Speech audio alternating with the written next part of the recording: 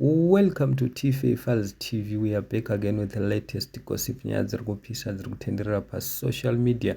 Hondo yemarudzi yatanga between Madam Boss naMaititi. Maititi has come out guns and blazing vachinyomba Madam Boss mushure mekunge Madam Boss vafirwa nababa vavo vachidedzera kuti nemi makandisekaterera. You tried sending vanhu kana ndiri mujeri nemishonga zvakashaya basa. You tried sending poison ndiri muchikurubhi zvikashaya basa. You went to nganga zvikashaya basa. You tried to put me in jail zvikashaya basa.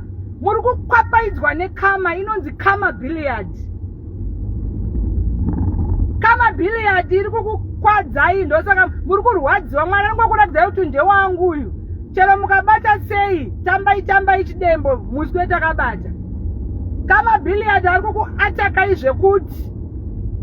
And then you want to blame you want to frustrate me with your issues. Ndindakati mushaye toilet here. Ndindakati mumamire musango here. Ndindakati mutadze kurongeka here. You want to attack me. Ndorwadziwa nei.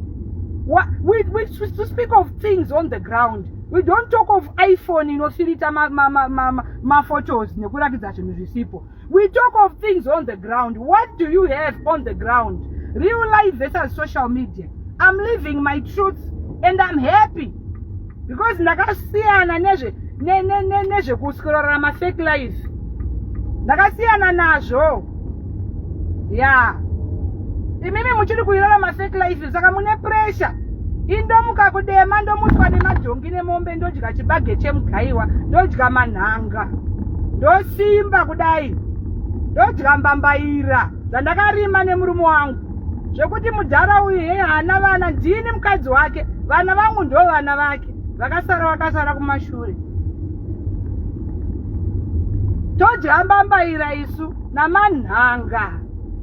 Ndo atodya. Hatirame fake life tichiportreya zvisizvo. I love my husband with his 53 years. I love him. Akandirakidza love. Amene munogara nevarume vasingakudei muchida kurarama life ekunzi. Kana vacho anondituka. Ndotukwa nemunhu akaita kunge Keti Masomera uya anounza mai vake vachivatwa nevana. I'm sure machinzgira mega zvekutaurwa naMaititi Kamuchacha. These guys, Maititi naMadam Boss, they were best friends. Asi munokoziya mega godo between the two. Madam Boss nayo vanodedzera kuti Maititi ndio vane godo. Asi naMaititi vanodedzera kuti Madam Boss ndio vane godo. Saka apa Maititi vangu vachinyomba Madam Boss, munokoziya mega Madam Boss vakashayikirwa. Saka Maititi pavakashayikirwa naivo vakasekwa zvisingaite. Saka Maititi vari kumira naTom Jones, one man one kokiro. Asi Madam Boss vari kumira naKeti Masomera, vana Patricia Jack. The list goes on. Thank you so much.